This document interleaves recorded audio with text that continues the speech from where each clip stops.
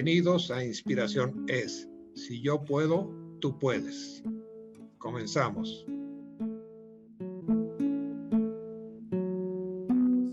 Bienvenidos a Inspiración Es, el programa en donde grandes personalidades nos platican cosas que nunca antes han dicho y además nos impulsan a siempre luchar por nuestros objetivos, inspirándonos con sus grandes historias de vida. El día de hoy nos acompaña don Rodolfo Zamorano, quien es un hombre con grandes y visionarios proyectos. Es un verdadero placer tenerle con nosotros, don Rodolfo. Vamos a hablar de algunos de los retos y de las claves que ha tenido que enfrentar y cómo los ha superado para ser quien es el día de hoy. ¿Cómo está? Bienvenido, don Rodolfo. Muchas gracias, muy bien. Estoy a tus órdenes. Gracias, igualmente. Pues vamos a comenzar entonces. ¿Cuál es su nombre completo? Yo me llamo Luis Rodolfo Zamorano Morfín. ¿Dónde nació? Yo nací en la ciudad de Puebla, en el estado de Puebla, pero mi juventud la viví en Veracruz, ¿verdad? En el estado de Veracruz. Y después de esto, ya cuando decidí estudiar una carrera, me vine a la Ciudad de México, en donde he vivido ya muchos años, después de haber vivido parte en el Reino Unido, en donde estudié varios posgrados. Luego regresé a la Ciudad de México. Posteriormente fui a vivir a la ciudad de Lázaro Cárdenas con el proyecto de la siderúrgica, y luego he regresado a esta ciudad de México, ¿verdad? ¡Wow! ¡Qué fenomenal! Y me va a encantar que nos platique más adelante cómo ha sido toda esta gran trayectoria y travesía que ha recorrido. Pero vamos a empezar desde el inicio. ¿Cómo era cuando fue niño? Bueno, yo era un niño bastante tímido. Estudié en una escuela militarizada, que era el Colegio Cristóbal Colón, que fue adscrito a la Armada de México, en donde con esfuerzo y con disciplina fui creciendo de rango en ese colegio. Llegué a ser el jefe de grupo de mi salón y llegué a ser el abanderado de la escuela. Luego de esto, pues ya esa escuela se convirtió mucho más grande, dejó de ser adscrita a la Armada de México, pero creo que fue una disciplina, un esfuerzo que nos infundieron muy fuerte, ¿verdad? Y eso me preparó bastante para venir a estudiar a la Ciudad de México.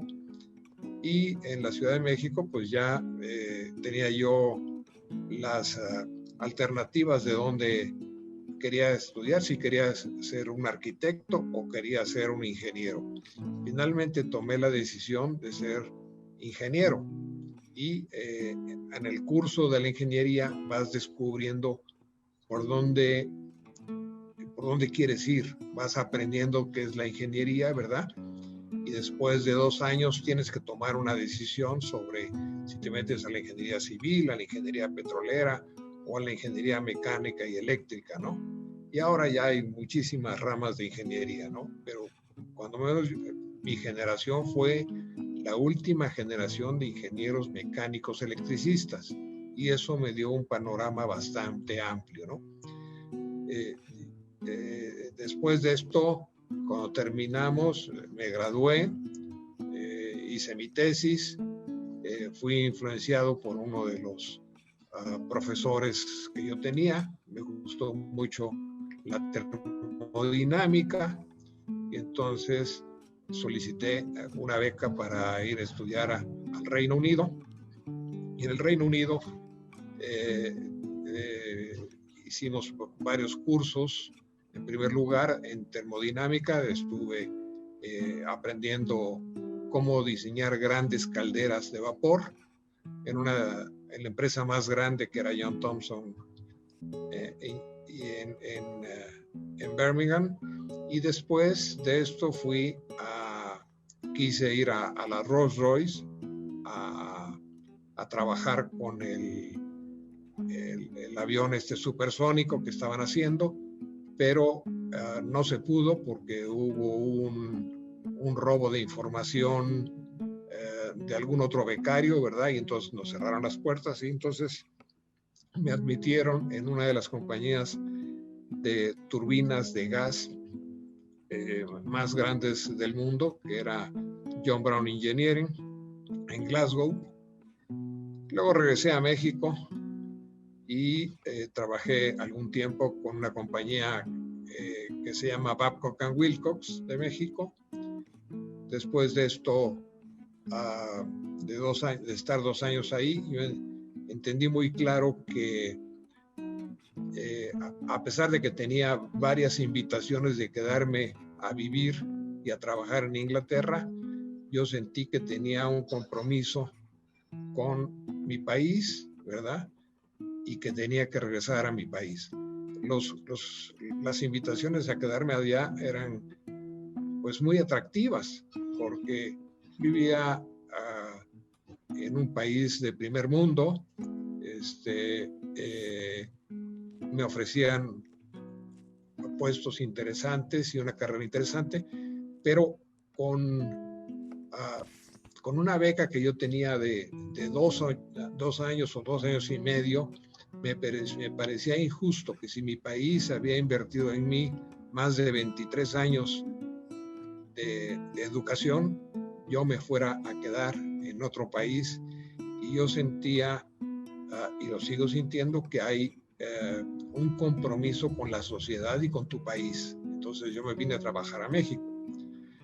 Cuando regreso a México, me ofrecen ese trabajo en la empresa Babcock & Wilcox, que es una compañía inglesa, pero después de cierto tiempo se arranca el proyecto de la siderúrgica Lázaro Cárdenas Las Truchas, y entonces me fui a trabajar como un ingeniero en esa empresa, ¿no? Me meto a lo que es el departamento o la gerencia de planta de fuerza, y al poco tiempo ya me dan la jefatura del diseño de la planta de fuerza, que era el corazón de todos los servicios de la planta siderúrgica. Y después de esto me regreso a Inglaterra, o al Reino Unido más bien, a un curso con la British Steel Corporation para que conociéramos todas las siderúrgicas que había en el Reino Unido y que trabajáramos 1 mes en cada siderúrgica con el propósito de adquirir la experiencia y los conocimientos para cómo arrancar y cómo producir en una siderúrgica totalmente nueva, ¿verdad? Y entonces me regreso a México ya con todos esos conocimientos, pero entonces el director general de la siderúrgica me solicitó un favor de que en lugar de quedarme a la etapa de producción, me regrese a la etapa de construcción, porque la planta de fuerza era la planta más retrasada, y si yo conocía todos los detalles de su diseño, porque yo fui el encargado finalmente del diseño de esa planta, ¿verdad? Entonces me quedé en la construcción hasta que la concluimos, la arrancamos, y entonces me regreso a México a la segunda etapa, a diseñar la segunda etapa de Sicarsa. Fue una experiencia muy enriquecedora, porque yo tenía apenas 26, 27 años y tenía más de 2,400 obreros a mi cargo, ¿no? Wow. Entonces era un joven bastante verde en ese sentido, Claro. en la parte de la construcción, en donde pues los propios obreros y los propios maestros, ¿verdad?, te hacen muchas pruebas para saber, para calibrarte, ¿no? Para sentir sobre si te haces merecedor del respeto de ellos o no. Claro. Finalmente hicimos muy buen equipo. Era la planta más retrasada, fue la segunda planta en terminar y la primera planta en arrancar. Entonces, regreso a México, estamos haciendo la segunda etapa, pero ya en ese tiempo hay un cambio de presidente y hay un cambio de director general de la empresa, y se va retrasando el proyecto de la segunda etapa. Entonces, uno de mis grandes jefes, que era el ingeniero Carlos Molina, lo habían invitado a trabajar, a hacer fertilizantes mexicanos, Fertimex. Entonces me invita a que me vaya con él, y me voy con él, y entonces hicimos un buen trabajo. Antes de Fertimex nada más era Guanos y Fertilizantes, que era una empresa relativamente pequeña, en donde el fertilizante era la excreta de los murciélagos, ¿verdad? Y aquí ya empezamos a hacer por primera vez en México fertilizantes químicos, ¿no? Y entonces hicimos todas las plantas, la planta de Pajaritos, la planta de Querétaro, la planta de Bajío, la planta de Lázaro Cárdenas, la planta de Guadalajara. Bueno, hay todas las plantas que se hicieron. Cuando terminamos estas plantas, y también hay otro cambio de sexenio, entonces ya decidí que era tiempo de formar una empresa de ingeniería. Entonces formé la empresa Proyectos Integrales de Ingeniería, y pues yo solo, bueno, asociado con los ingleses que habían sido mis asesores, y empezamos a trabajar con el Instituto Mexicano del Petróleo como contratistas del Instituto Mexicano del Petróleo, en donde me mantuve en muchas administraciones como contratista, con contratos de largo plazo. Cada 5 años se renovaba el contrato, y como habíamos hecho muy buen papel, la siguiente administración que llegaba veía que habíamos hecho un buen papel y nos volvía a ampliar otros 5 años, y así nos fuimos hasta 27 años continuos. Fuimos casi solamente otra empresa y nosotros mantuvimos ese récord de trabajo con ellos. Entonces, trabajando con ellos, hicimos trabajos de diseño en todas las refinerías y en muchas plataformas petroleras, en todos los oleoductos, gasoductos y poliductos del país, y hicimos también trabajos en la terminal de Dos Bocas, hicimos los ductos marinos, los PLEMS para carga de barcos, y luego nos asociamos con una empresa muy importante de Estados Unidos que se llama Bechtel, de la cual era socio George Bush, papá. Y esa empresa empezamos a hacer un Bechtel asociado con PISA, que eran, digamos, nosotros, para toda Latinoamérica.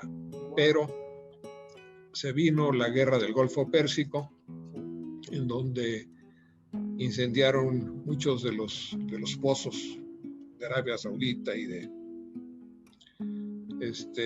Qatar y todo esto, y a los americanos les pareció más interesante irse a trabajar allá a la península arábiga, ¿verdad? Y entonces ya no concluimos con esto, pero estuvimos asociados con compañías, con 3 compañías de Estados Unidos, estuvimos asociados también con 2 compañías de Canadá, estuvimos asociados con Enel de Italia, que es el equivalente a Comisión Federal de Electricidad de Italia. Nos asociamos con John Brown Engineering, con nos asociamos con compañías alemanas. En fin, hicimos muchísimos trabajos. Hicimos más de 180 proyectos mayores. Entonces, también trabajamos mucho en la siderúrgica Lázaro Cárdenas, ya no como empleado, sino como contratista. Varias de las plantas de la segunda etapa las diseñamos nosotros, y todos los servicios auxiliares también los hicimos nosotros. Y bueno, ya a partir del año 2000, ya un poco cansado de la situación económica que pasábamos los contratistas, entonces decidí cerrar la empresa y dedicarme a lo que siempre me ha gustado, que ha sido la innovación tecnológica. Y entonces lo ha hecho muy bien. He tenido, inicié mis primeros proyectos en 1972, que diseñé una primer caldera pequeña para los molinos de nixtamal. Después de esto diseñé una suspensión autoestabilizadora para los automóviles. Después de esto diseñé un silo de almacenamiento para grandes almacenamientos de grano en base al uso de nitrógeno y mecanización. Posteriormente a esto diseñé un amortiguador de 4 resonancias para líneas de transmisión, para evitar la vibración en las líneas de transmisión y evitar su colapso. Después de esto diseñé un estacionamiento radial robotizado para 84 automóviles, totalmente robotizado, en un espacio de apenas 400 metros cuadrados, sin que nadie tocara el automóvil, sino que todo lo hacía el robot y lo guardaba. A raíz de este desarrollo, entonces me metí a diseñar un elevador de energía gravitacional, que es otro de mis inventos, que es el único elevador en el mundo que en lugar de vencer a la gravedad, usa la gravedad como medio de energía. Entonces, prácticamente no consume energía. Entonces, seguimos trabajando en las pruebas de este elevador. Y después de esto, ya con bastante experiencia, tuve la oportunidad de conocer al doctor René Drucker Colín, que era el difusor de ciencia de la UNAM, y que lo habían nombrado recientemente secretario de Ciencia y Tecnología del Distrito Federal.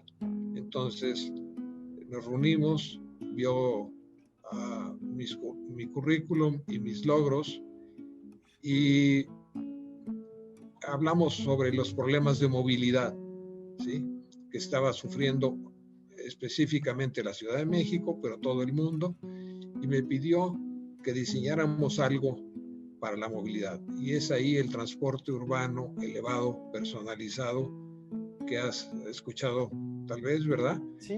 Y que lo que está tratando de hacer es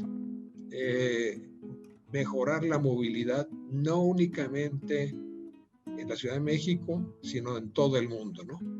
Y eso es lo que estamos intentando, ¿no?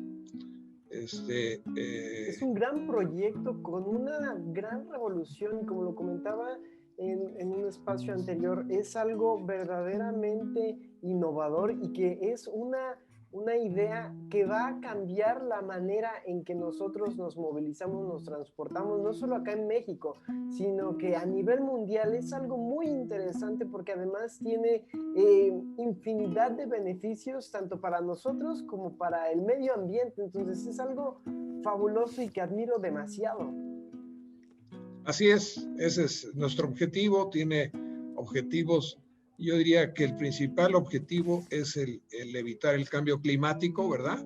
Es un invento sustentable, es un invento económico, muchísimo más eficiente que lo que usamos actualmente, incrementa la infraestructura urbana, es más rápido para transportarse, es más seguro, en fin, tiene y estamos usando un espacio que está hasta este momento disponible, que es el espacio elevado, ¿verdad? Claro. Con muy poquitas afectaciones, ¿verdad? En lugar de grandes afectaciones como son los segundos pisos y todo esto, ¿no? Sino es simplemente, es una especie de monorriel, pero además este monorriel lo hicimos con cabinas personalizadas en donde tú tomas una cabina en una estación y te lleva directamente sin parar hasta tu destino, ¿verdad? O sea, no estás parando en las estaciones intermedias. Creo que tiene grandes ventajas, ¿no? Demasiadas, tiene muchísimas y como lo comentaba, no nada más para nosotros, sino para nuestro medio ambiente que ahorita en estos momentos se encuentra gravemente lastimado. Entonces, este tipo de ideas son revolucionarias y muy importantes que se lleven a cabo y que se hagan una realidad. Es verdaderamente apasionante todo este tema. Sí, cómo no. Claro, implica tecnológicamente un cambio, lo que se llaman proyectos disruptivos, ¿sí? ¿Qué quiere decir un proyecto disruptivo? Es aquel proyecto que rompe con el status quo de todo lo que se ha hecho anteriormente. Claro. ¿Sí? Claro, no es fácil que se acepte.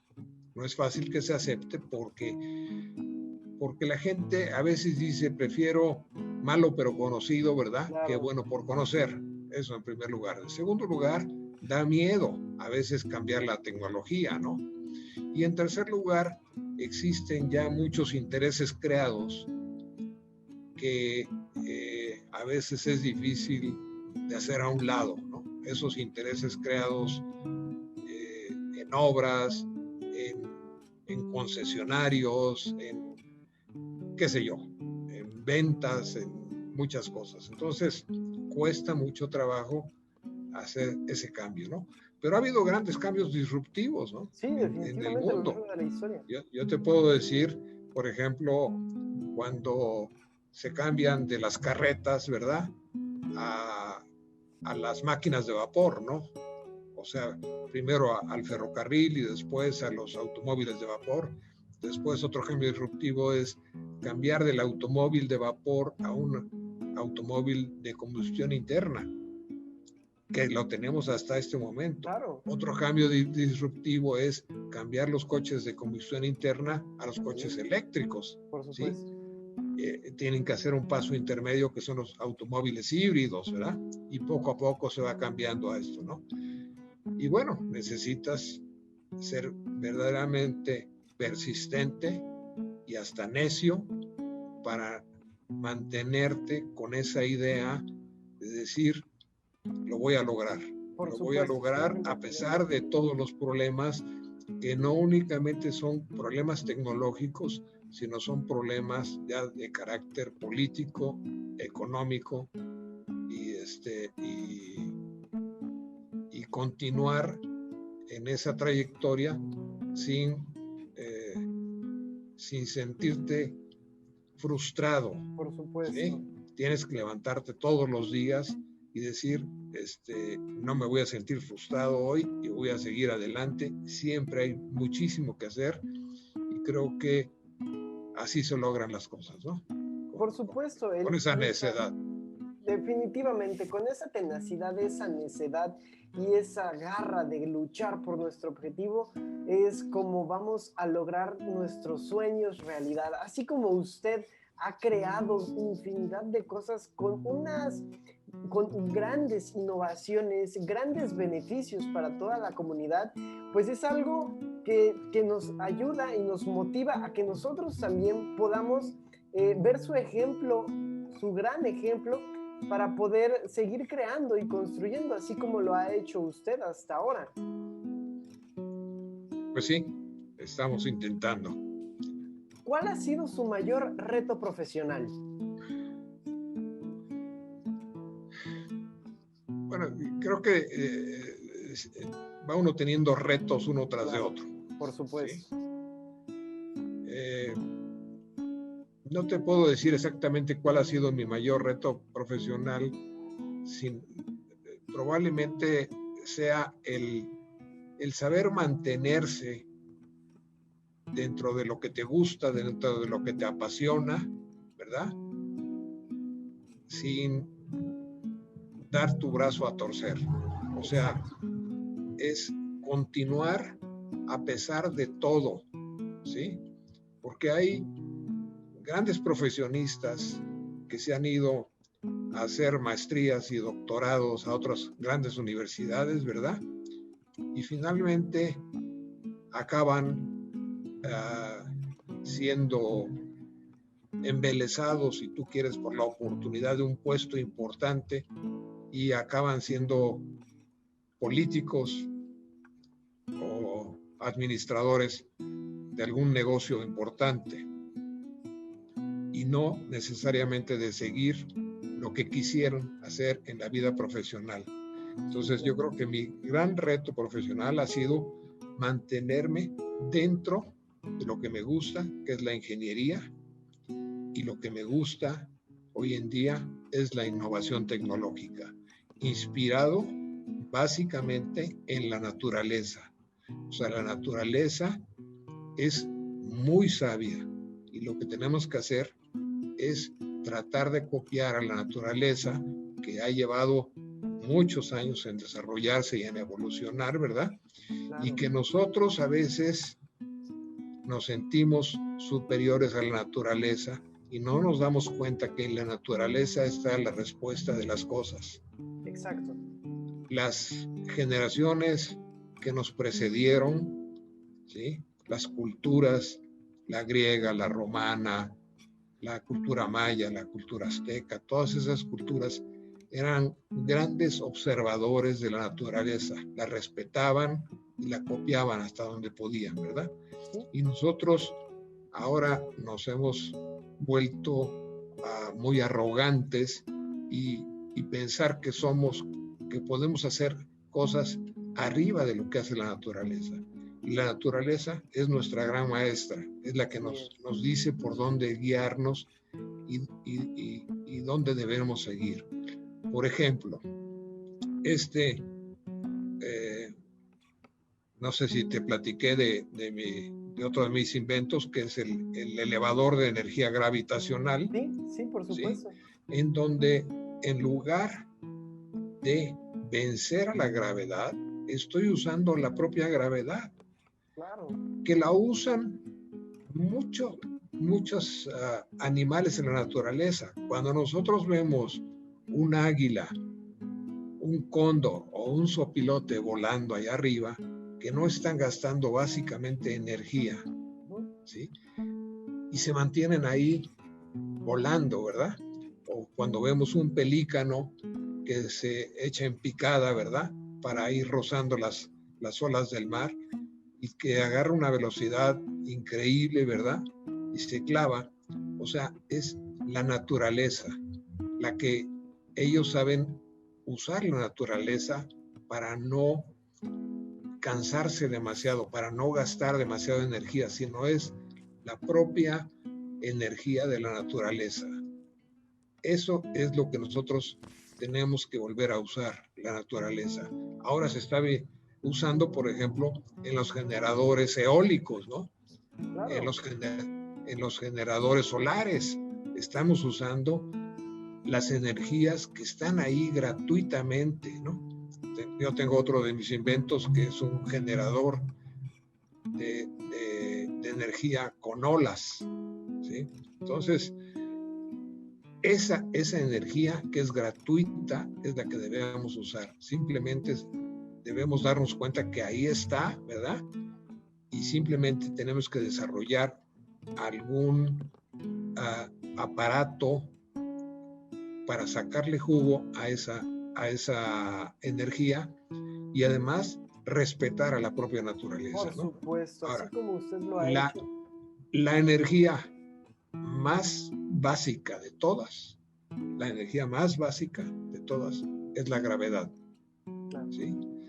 Si no, no existirían los planetas. O sea, lo que mantiene a un planeta unido es justamente la gravedad. O sea, es más básica que el fuego, que el calor, que la luz, que todo esto. Lo más básico del mundo es la gravedad. Y tenemos que aprovechar. Claro. Tenemos que aprovechar. Que ahí está. Y que nunca se acaba. Por supuesto. Que es permanente. Tenemos que aprovechar los recursos que nos ofrece la madre naturaleza siempre y cuando sea de una forma respetuosa y responsable, tal cual lo ha hecho usted, que se vuelve un aliado de nosotros sin dañar a ninguna de las dos partes, ni a nosotros Exacto. ni a ella. Es un trabajo verdaderamente admirable. Queremos saber más sobre usted. ¿Cuál es su comida favorita? Pues básicamente los mariscos. ¿Será que me crié en Veracruz, verdad? Y los mariscos siempre me han encantado. Son muy deliciosos. ¿Cuál es su programa de televisión o película favorito? Básicamente no veo televisión. Okay. Leo mucho. O sea, ¿Cuál para es mí, su libro favorito? Para mí los libros significan más que la televisión y que las películas. Soy casi un lector de cualquier cosa, pero para entretenerme me gustan las grandes novelas, que hay muchísimos escritores en el mundo. Por supuesto. Que tienen novelas fabulosas, ¿no? Tanto los clásicos como los modernos. Ahí están y pues no me alcanza la vida para acabarlos, ¿no? Eso es lo que me gusta. ¿Por qué? Pues porque los libros te dicen mucho más de lo que te dice una película, ¿no? Claro. La película no entiendes qué es lo que está pensando el protagonista, ¿no? En un libro te lo explican, te dicen sus sentimientos, te dicen cómo fuera su juventud, sus padres, su vida previa, te dicen muchas cosas que no las alcanzas a percibir en una película, ¿no? Entonces me gusta mucho leer. Claro, es una de las formas de arte y de expresión tan bellas porque el autor nos comparte, como ya lo decía, de una forma tan profunda y tan directa qué era lo que sentía, qué era lo que pensaba, qué fue lo que lo motivó a plasmar esa serie de líneas en algún momento de su vida. Y nos transporta a ese momento que te está platicando, ¿verdad? Y te sientes parte de esto y lo entiendes, lo comprendes y te sientes empático con alguno de los personajes, ¿verdad? Por supuesto. Y lo vas siguiendo. Claro, es algo bellísimo. ¿Cómo es su día a día? Bueno, yo me despierto todos los días muy temprano, 2:30, 3 de la madrugada, y a esa hora empiezo a trabajar. ¡Wow! Porque es la hora en que ya mi reloj biológico me despierta, ¿verdad? Y es la hora en que tengo mayor concentración, no tengo distracciones, no tengo llamadas telefónicas, estoy en silencio, estoy desde la cama, empiezo a pensar en algún problema que no he resuelto, en ese momento encuentro la solución, me levanto, voy a la computadora, empiezo a hacer fórmulas matemáticas o a escribir o empiezo a diseñar las cosas y después de esto, como a las 6 de la mañana, me vuelvo a acostar otro ratito, duermo 1 hora, 1 hora y media y y ya me pongo después de esto a trabajar, básicamente todo el día. Para mí, el trabajo es la felicidad. Claro. Esa es la verdad. O sea, yo no podría estar, y espero que nunca esté un día de mi vida sin trabajar, porque es mi plenitud el trabajar, y sobre todo el trabajar en lo que me gusta. Por supuesto. Lo que me apasiona. Exacto, es su pasión, es su distracción, es su felicidad. Y cuando alguien hace las cosas con amor, como usted lo hace, da unos resultados inigualables. Y tenemos usted el vivo ejemplo de ello, que ha creado inmensidad de proyectos y los ha llevado a la realidad de una manera fenomenal. Entonces es algo muy, muy importante hacer todo lo que nos gusta con esta pasión y este coraje y esta garra. Bien. ¿Cómo se describiría en 3 adjetivos? Bueno, persistente o necio, uno. Creativo. Por supuesto. Honesto y trabajador. Excelente, es son las bases y los pilares bien cimentados que lo han llevado a este lugar en el que se encuentra, que es algo espectacular. Bien. Si pudiera ser un superhéroe, ¿qué superpoder tendría? Yo quisiera que todo el mundo estudiara. La educación me parece que es algo necesario y básico para cualquier sociedad. Si yo pudiera influir en las personas y sobre todo en los niños y en los jóvenes, yo los invitaría a que hagan su mayor esfuerzo de educarse, porque ahí está el éxito de la vida, en la educación. Por supuesto, es la clave para llegar al éxito, sin duda alguna. ¿Cuál es su mayor miedo y cómo lo ha enfrentado? Bueno, seguramente uno tiene, no recuerdo un mayor miedo, recuerdo la vida es una serie de ventanas como en la computadora que se van abriendo. Claro. ¿Sí? Se te presentan las ventanas como en un Windows, ¿verdad? Y tú vas abriendo las ventanas que te parecen que tienes un nicho de oportunidad o de interés. Las abres y tomas la decisión sobre si entrar o no entrar. A veces entras y tienes éxito, a veces entras y tienes fracasos. Entonces, yo diría que el éxito es, si tienes fracasos, ¿qué aprendiste de ese fracaso? Por supuesto. Que a veces te enseña más que los propios éxitos. Exacto. ¿Sí? Pero también te enseñan de qué estás hecho. ¿Sí? Y cómo te levantas ante esos fracasos y sigues adelante.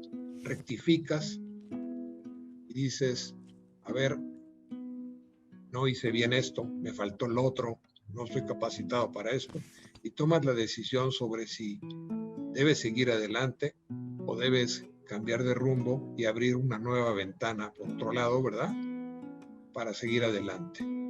Es no vencerse ante los fracasos, sino tomarlos como una enseñanza para seguir adelante.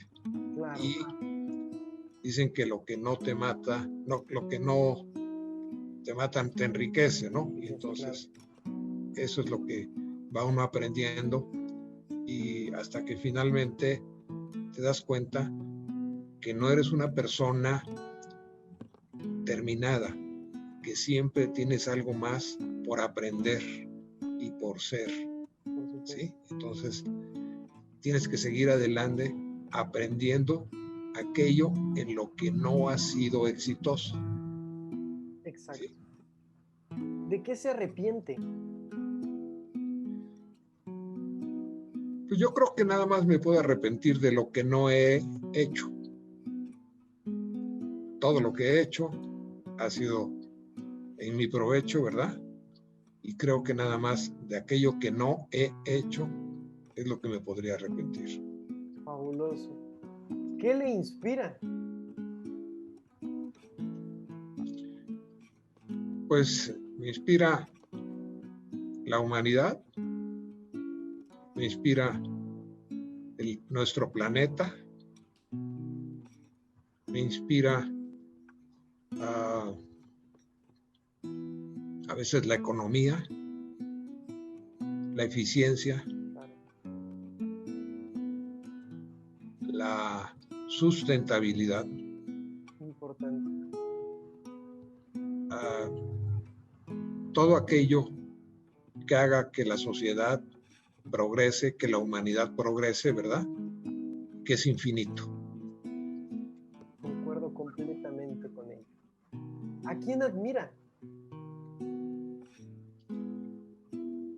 Bueno, hay mucha gente, no te podría decir exactamente a quién admiro, pero seguramente a los grandes hombres de la ciencia, que me parece que han sido admirables,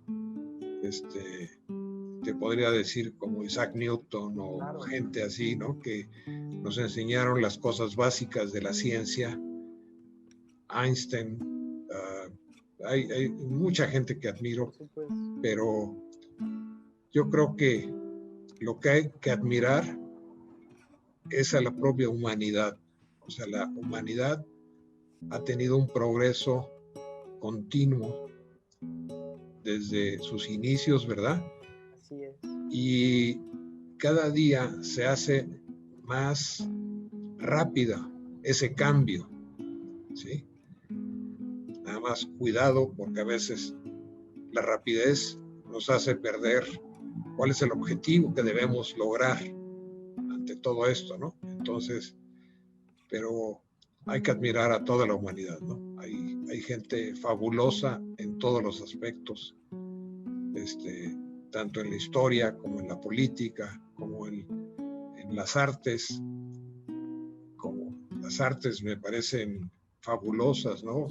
La música, me hubiera gustado ser músico, me hubiera gustado ser pintor, me hubiera gustado, me gusta la ópera, en fin, me gustan muchas cosas, ¿no? ¿Cuál es su mejor consejo para todas las personas que nos están viendo? Yo diría que se encuentren cuál es el camino de lo que quieren lograr. Claro. ¿Sí? Hay gente que dice, bueno, estamos buscando la felicidad. ¿Sí? Hay varias maneras de encontrar la felicidad.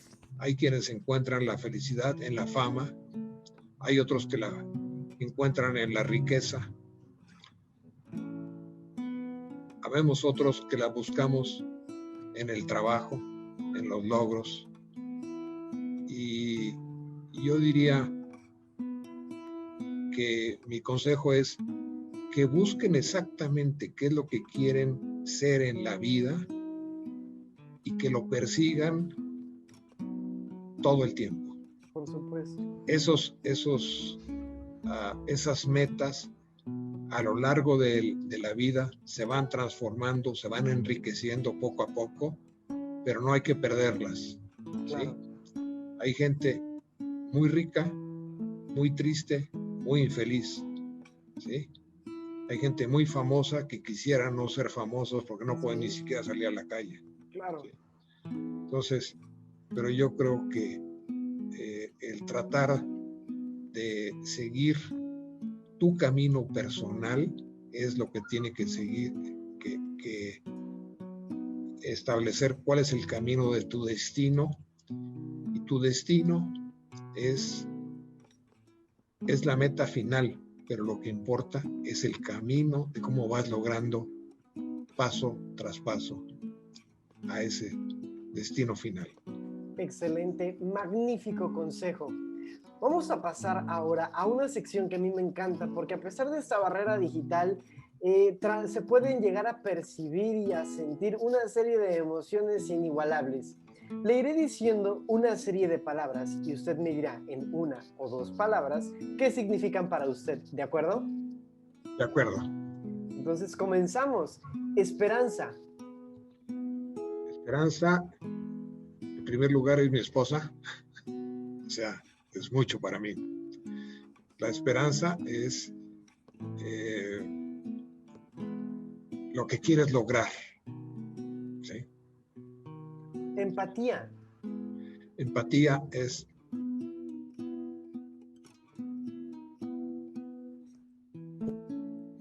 ponerte